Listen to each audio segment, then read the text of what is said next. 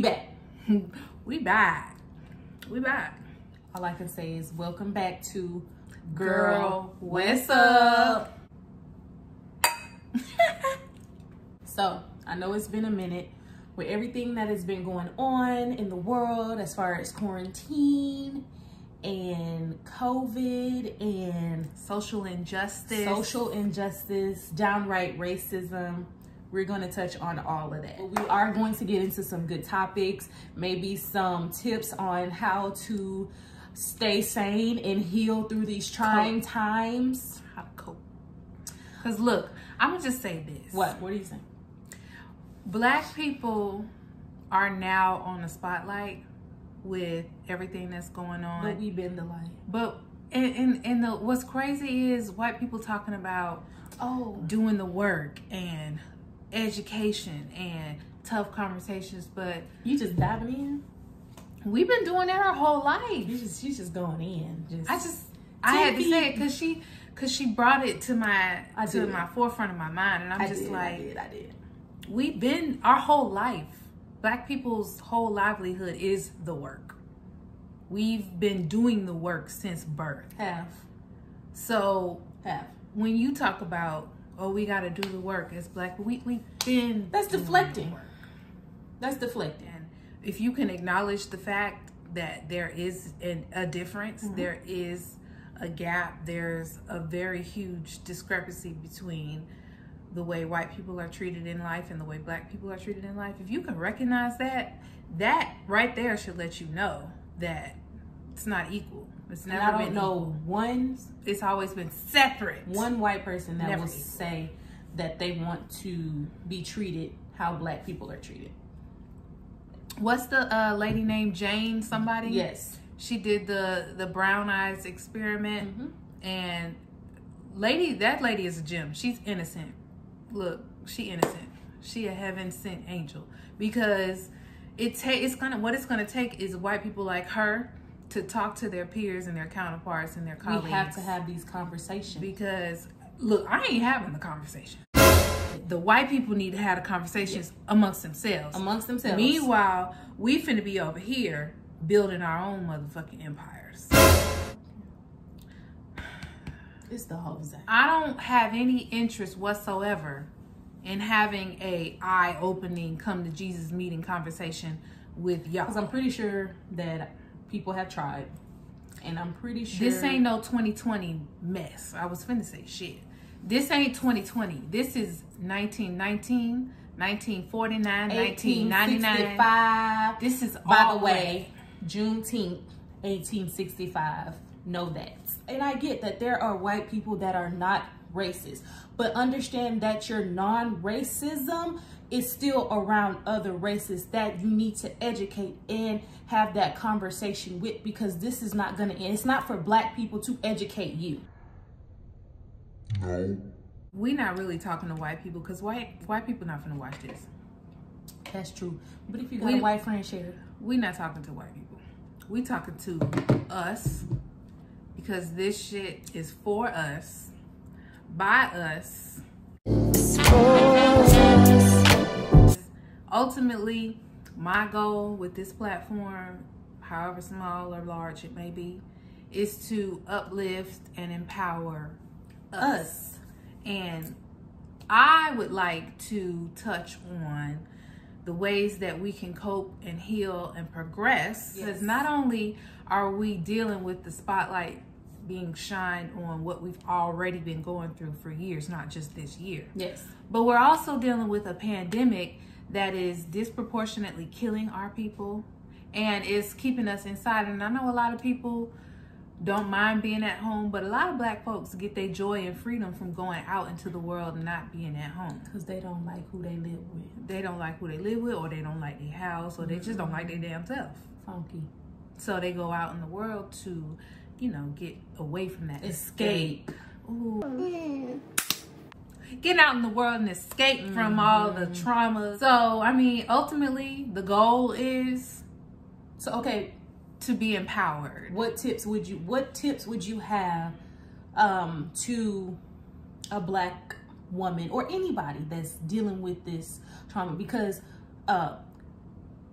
dealing with COVID is traumatic, and on top of COVID and being quarantined, dealing with racism. Yeah, the fear of our lives. Yes. Well, for one, meditation to me is important. So what is a tip for meditation?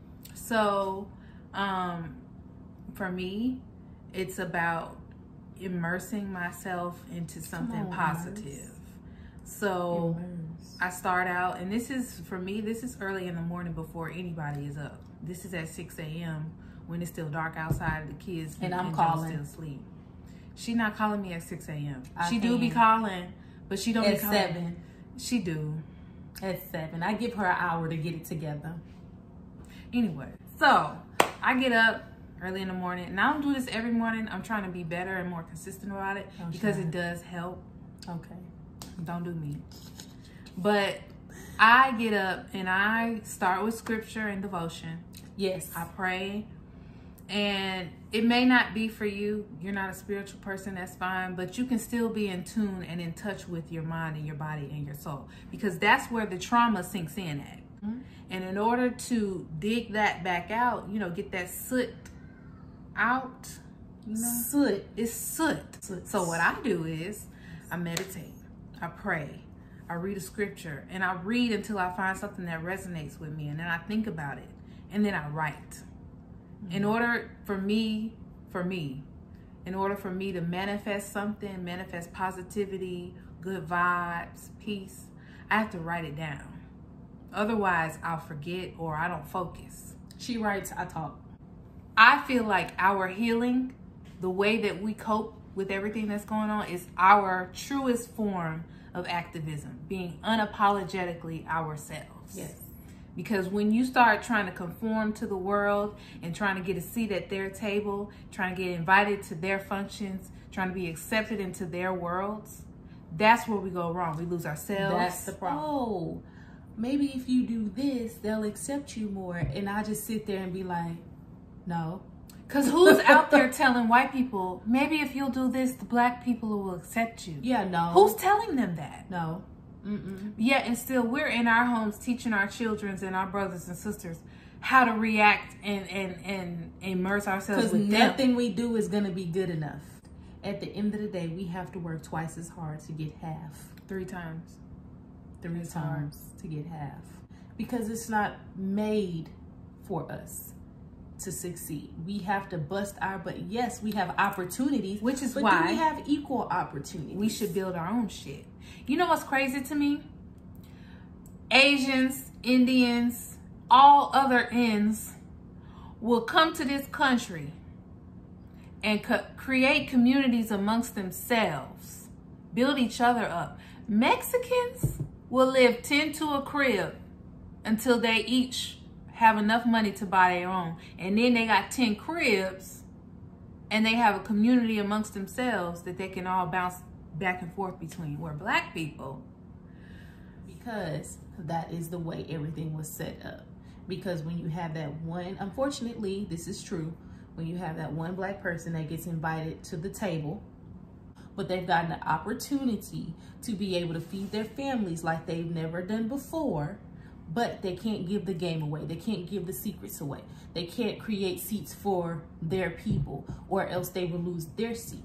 And if you mess up, it could be somebody else. I will replace you. You need to flip that table. Flip it. And make our own. Flip it. But that's the reason why I feel like people like Tyler Perry and Spike, they've created tables. Nick Cannon, they've created. Wasn't nobody gonna give DC Young Fly absolutely not. With them tattoos on his face. Absolutely and his not. And I love DC. I love and he's DC. So humble. So humble, and he's so funny, and he has literally, because of the opportunity that he was given, he was able to turn a negative into a positive, and I'm pretty sure that's all he needed. Like, I don't know, and I'm sure he probably doesn't, I don't know where DC would be if he didn't have Wild 'N Out, or if he didn't have the opportunity of social media, the uprising of Instagram and Twitter and Snapchat and Facebook, because a lot of things are getting exposed that wouldn't have otherwise gotten exposed if there were no platforms for them to be exposed on. Absolutely.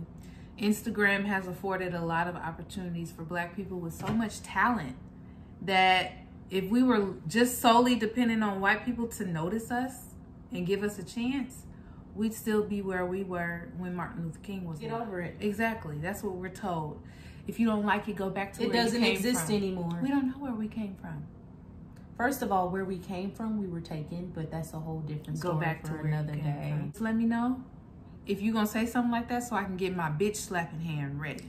Because if you say that shit to me, baby. Don't look at me. Don't look like that.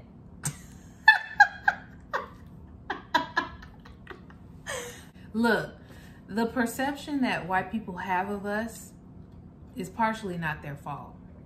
It was taught to them. They were taught that Black people are violent. Blacks don't appreciate what they have. Blacks are lazy and angry. They want to look like us. That's a whole nother conversation for another day. Because Okay, for that reason only, I can't stand this whole wave of going to get their ass enlarged. And their lips done. And they skin tanned. But can't you love our culture, and but you don't love us. And box braids. Like you want to be us, but you can't support us the way that we need to be supported. Because it's either that they don't know how or they don't want to. They can't. There's no way in hell I would ever compare myself to a white woman being able to love my husband the way that I do. Never. And I'll drink to that. Never could you ever be the kind of wife that I am to my Black husband. And I'll drink. I don't care how many stacked in the back haircuts you get. I don't care how many. It's not stacked in the back. Girl, you know them haircuts, them Karens, and me driving them Nissan Altimas, bitch. I don't care how many mixed babies you have. You will never, ever be able to withstand being Black. You wouldn't survive, boo. You wouldn't make it. The pressure would just Again, make this you video fall. is not for the weak-hearted. Don't watch if you're sensitive. No, for real though. Like I get it. Love is love. It is. And you can't help who you for fall in you love. men. Oh, for you Black men. For you Black brothers that love, because you know I'm passionate about this. For you Black brothers that love dating outside your race, do so if it's genuine. But do not bash your mama's people. Your mother, your sister, your grandmother, your aunties, your cousins, your aunties, because you feel like we have an attitude and you want to say you can't do. Maybe some of you Black men need some structure in your life. That's the reason. That's what a Black woman comes with, structure. Because you can't run around here acting a fool, and we don't allow that. Because we want you to be better, because you are better. And that's what we bring out of you. You're not seeing out here. You know what it is? Okay, I'm done. Black women hold people accountable.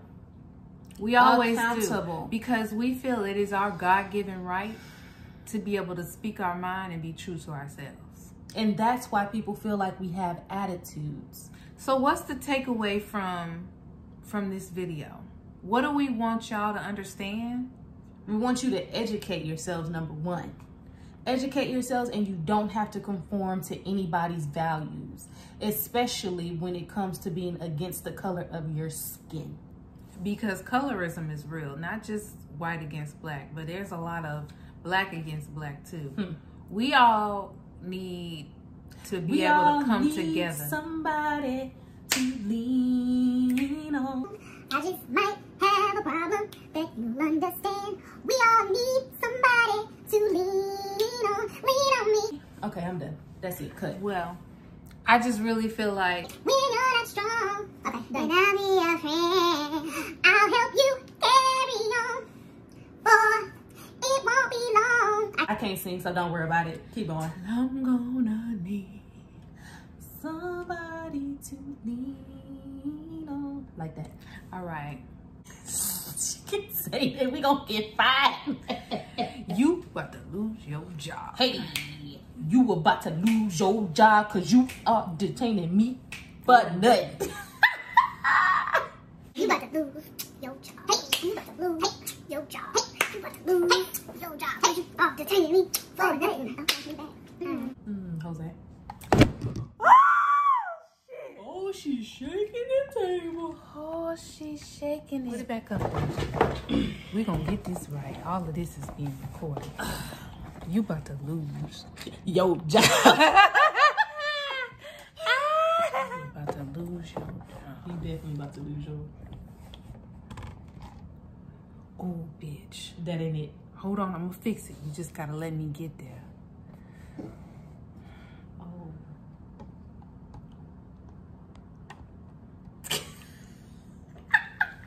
Because you are detaining me for nothing. We just wanted folks to understand that during this time, we see y'all. We're here for y'all. And we want y'all to know that And it's we are okay. here to talk about things. It's For y'all okay. to release. It's okay to be upset. It's okay to be hurt. It's okay to be traumatized. It's okay to be triggered. Because that's our God-given right to feel that way. Yep. And it's been ingrained in us anyway to feel that way from our ancestors. But the goal is to progress, heal, and cope. Yes. And there's a page I want to shout out. If you feel that triggered and you want to do something, it's a page called Gossip of the City or Meet My Racism. And it's a girl on there that is exposing racists for anything that they post on social media, Facebook, or anything that they're doing in public. So and she's exposing them and the people doing the racist crap. Yes, And and then, getting them, they're losing their jobs, they're getting arrested. So if that's how you can do your part, because we're not out here to play. We are tired, we are stressed, we are tired of conforming to a system that wasn't even made for us to succeed To begin with. That's a way. If that helps you, it's called at Meet My Racism, and you can contribute because this girl wants to make racism a hate crime, which it is. We're tired. Meditate, pray, and act. What do you do to cope with everything that's going on? I be calling these people employers. Get them out of there. I mean, that's what helps me. I feel like the activism in this I'm not day and able to age, protest. Yeah, it but differs. Like I'm if able you're not to do protesting, something. you can be like she's doing, calling the numbers of the people that need to be called. Hate crimes. Hate crimes. There's petitions out there that you can sign.